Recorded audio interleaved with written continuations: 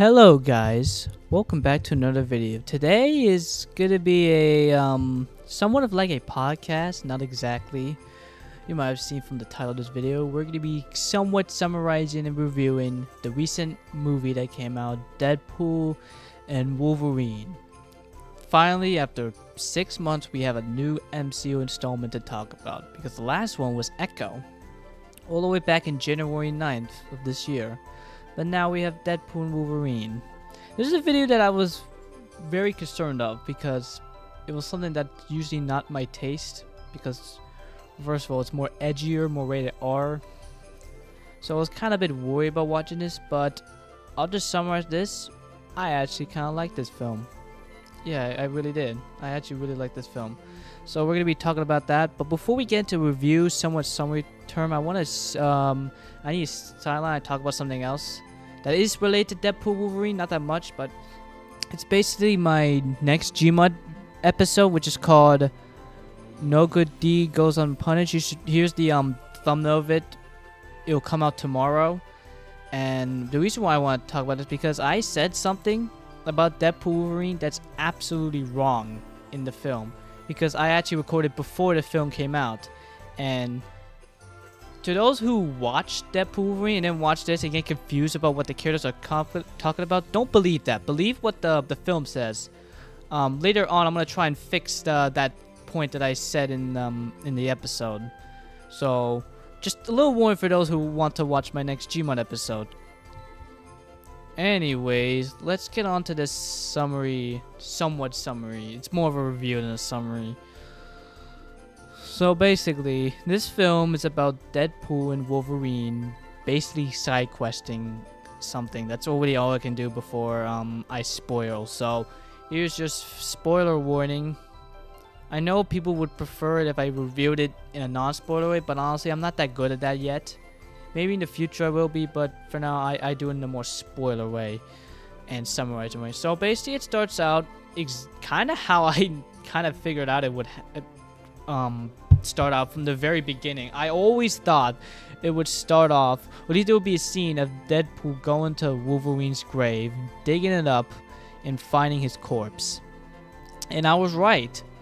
What I didn't suspect is that he would take his corpse and use it against the TVA as the opening title. So yeah, that's the opening title. It's honestly probably a very nice opening title. Not sure if it's better than the Spider-Man fight in No Way Home or the hallway fight in Guardians 3. That's gonna be a little competition of which one of those is better.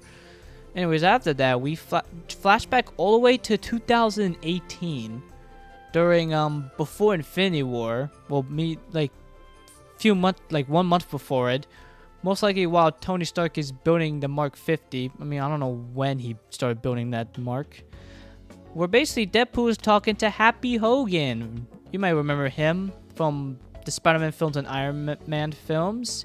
He finally returns. And though this is not post-Happy from No Way Home. This is actually before No Way Home. Actually, this is before Phase 4. Like I said, before Infinity War happened. Where he's basically just asking to be a part of the Avengers. Happy says some stuff that's actually similar to what he said to Spider-Man, I think. And he said they'll just keep in touch, and that's pretty much it.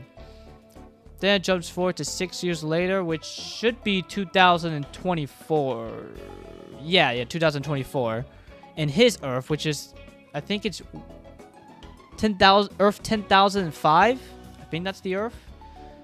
Where basically he's retired. And he's just trying to live a normal life.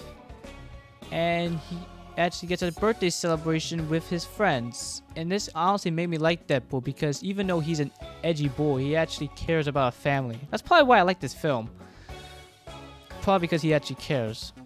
So then why celebrate his birthday? TVA characters from Loki Season 1 and 2 come in and take him back to the TVA, where he speaks to this guy named Mr. Paradox. He's somewhat like a villain, if you've seen this film. Somewhat. Where he basically wants Deadpool to join the MCU. He gets a new suit. And before he's about to enter it, Mr. Paradox actually talks about how his Earth, Deadpool's Earth, is dying.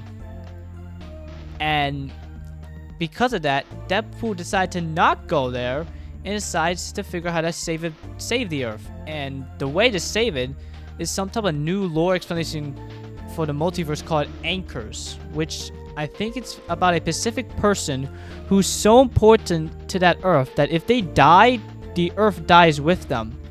In the case with Deadpool's Earth, I think their Wolverine died, which means that Earth is going to die. So Deadpool realizes that the only way to do it is to possibly bring another another Wolverine and see if that can fix it. And that's what he does. He goes to other Earths to find other Wolverines. One was fighting the Hulk. One was Henry Cavill for some reason. But he eventually finds one in a bar. And he takes him to the TVA, sees that he has the yellow-blue suit that he usually has. And Paradox says he's the worst Wolverine because he let down the entire Earth. And because of that, they're both pruned very easily. I did not expect them to go out that easy. I was thinking like, oh, it's going to take a while for them to prune them. But no. They did it very easily somehow. And they end up in the Void, which you would remember from Loki, which is basically an area that the TVA uses to dump out variants. And they would eventually get eaten by this demon called Alive, who is actually very important in this film, which this is actually talk about one of the pros about this film. It actually connects to other MCU films like Loki. Like, you have to watch Loki in order to understand this film, which I know a lot of people don't like, but this is a cinematic universe. Things have to connect. And it looks like they are actually connecting now. I mean, to be fair, Loki always connected with Quantumania, so it's not that big of a deal. But this is after season 2, which we know because Hunter B-15 is the main leader of the TVA, which we've seen in Loki season 2 in the end, I'm pretty sure. And then so while that, Deadpool will have a little duel until some guy alerts them about some specific people. These are people working with the main villain, Cassandra Nova, who is Charles' twin sister, Xavier. You might remember him from Multiverse of Madness. And then the person who's trying to help them turns out to be what we think is Steve Rogers' Captain America, with Chris Evans returning, which is kind of shocking because who would actually expect him to actually return after Endgame? But then, instead of saying the usual Avengers Assemble or, I don't know, whatever other catchphrase Captain America has, he actually goes all Firestorm-like and says Flame On. So, explanation, this guy is Johnny Storm, who is basically, he's like Firestorm from Legend of Tomorrow, but he doesn't need to merge with someone. So, he's just basically someone who could just go use all flaming powers. But sadly, the other fire dude, Pyro, you might remember him. He was one of the evil guys in the third X-Men movie. He actually stole his powers somehow, and this exactly proves that the person who ever said "fight fire fire" is absolutely wrong. So all three of them are taken in to the place where they meet Cassandra Nova. He kills Johnny Storm after he learned that he completely roasted her from Deadpool, which we learned in the post-credit scene is actually true. It wasn't like some setup Deadpool made just to have him killed. She kills him very brutally, and I did not like it, but it didn't make me puke, so it's fine.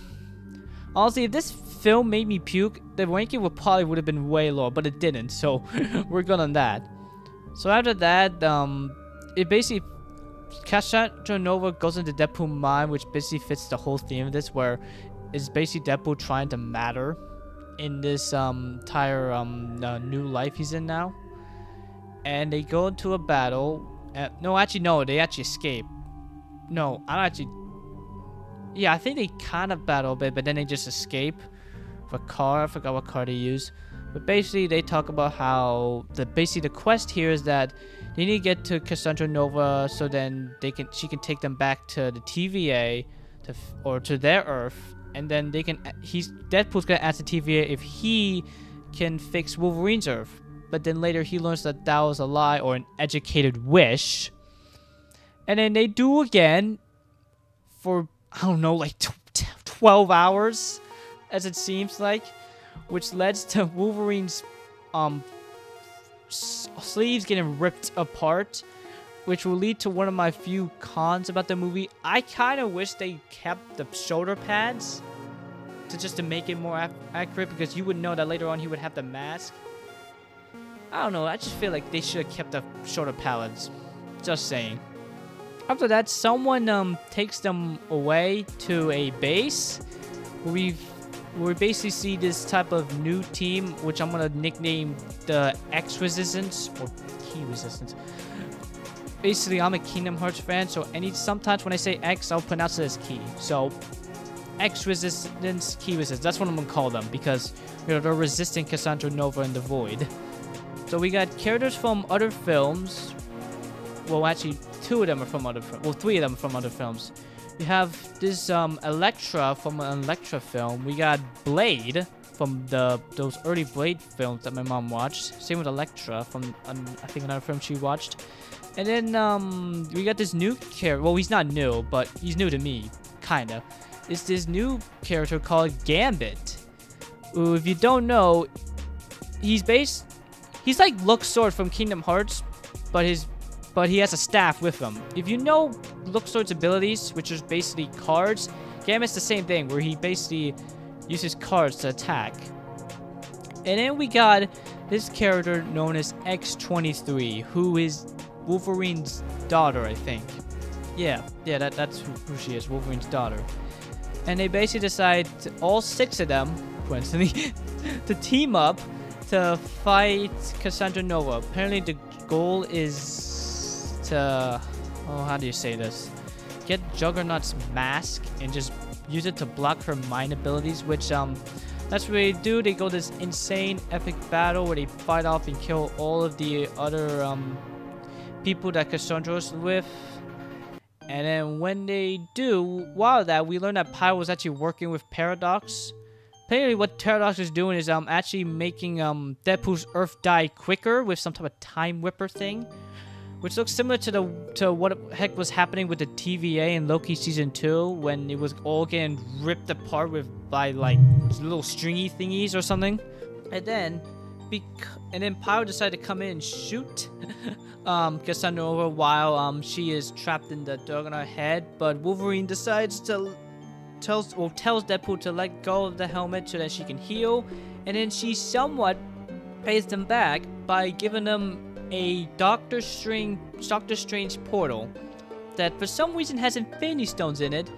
And then they travel back to Deadpool's Earth, where I think they go and try to stop Paradox from destroying the Earth, but Cassandra Nova follows them, kills Pyro, and then wants to use the Ripper himself to destroy all Earth so that she could just rule the Void, and that's it.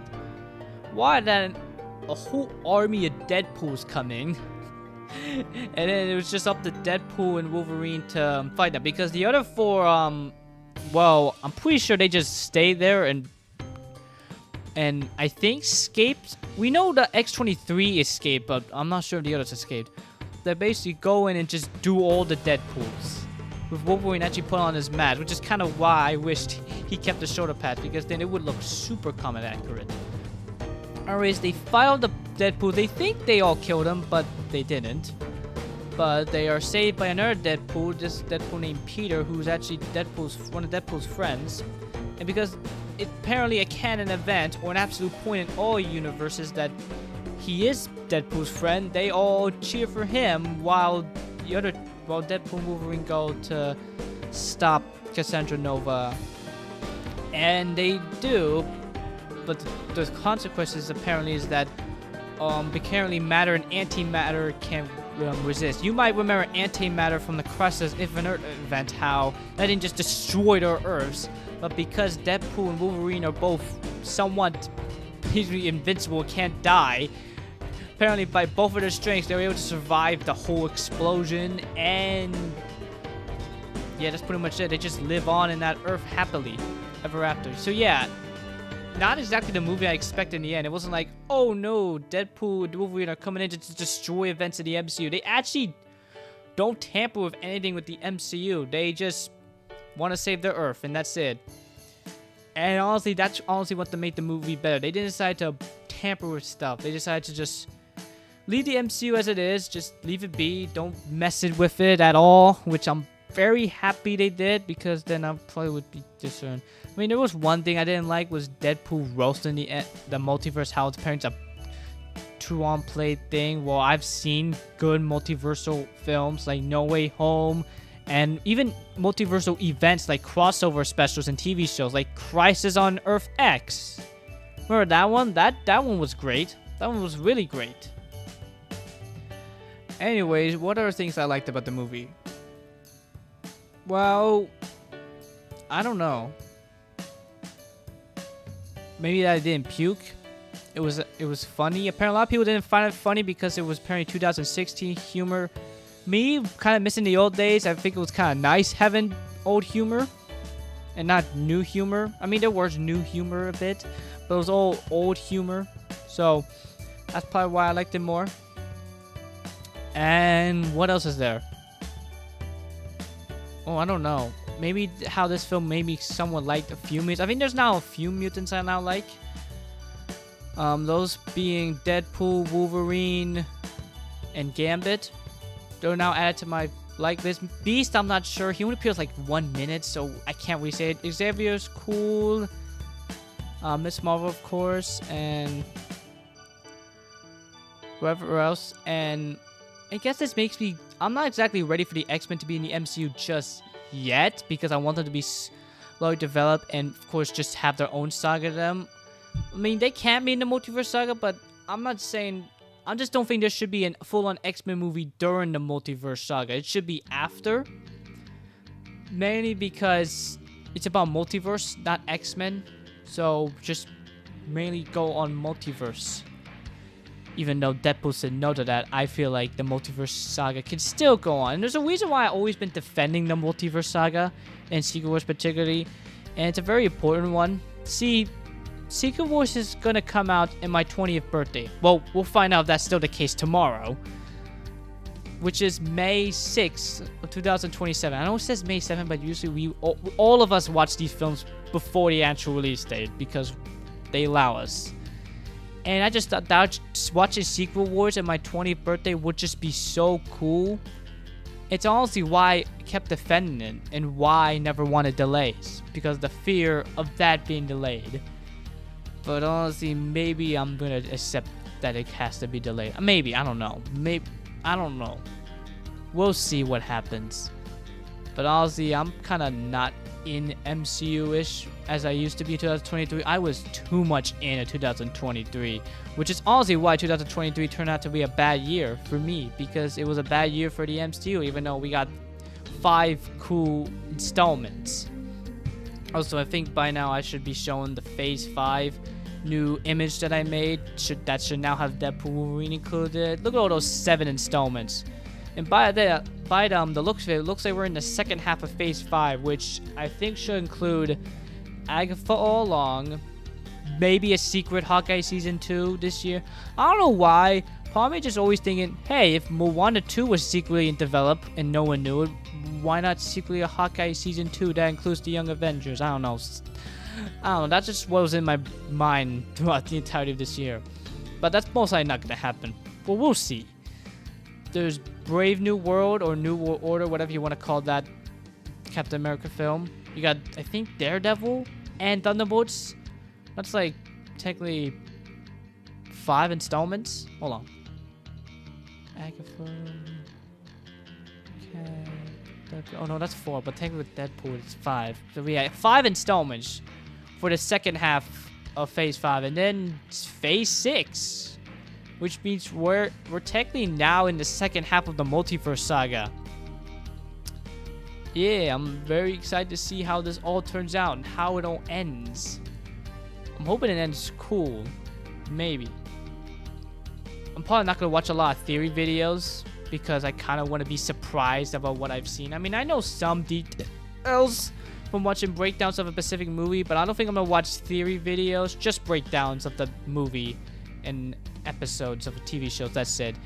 Also, by the way, you might be wondering where's X-Men 97 or I Am Groot Season 2 or what is Season 2 in these things. I only, for these pictures or images of the Phase 5 slates lineup type thing, I only include Marvel Studios titles and Marvel Television titles because that's what the shows are called, Marvel Television. So yeah, only films and television shows that I put in. No like animated stuff or special presentations. It just feels, it would be too much for the thing. So I just simplified to this and it honestly fits perfectly. I mean, you see my Phase 4 image, it looks pretty cool in my opinion. And I think once Phase 5 is finished, that would also look pretty cool. Anyways, let's get to ranking, I guess. How would I rank this? Well, let's see. Last time I put Echo in 15th place. I've been thinking about this all day yesterday while I was watching the film, running right after, and showering. And sleeping, somewhat.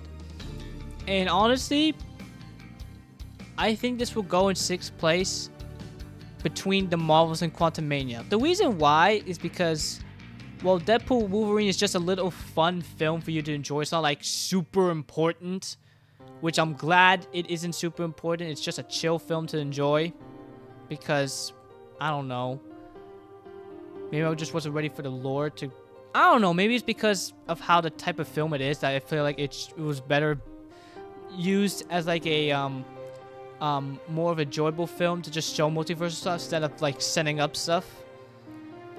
And the reason why I put it lower than the Marvels was because the Marvels was actually setting up stuff. With both Young Avengers and Beast type stuff. So that's probably why I have it higher, or that, or Kate Bishop's in the Marvels and she's not in Deadpool Wolverine. That's probably another reason why.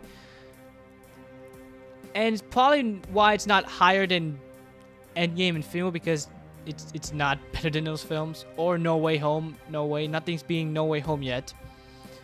And the reason why it's not higher than Volume 3 because it wasn't as emotional as Volume. I mean, it was somewhat. There was still emotional moments, but not as like big as some other films like Endgame, Infinity War, or Volume 3 or Volume 2. But that is it.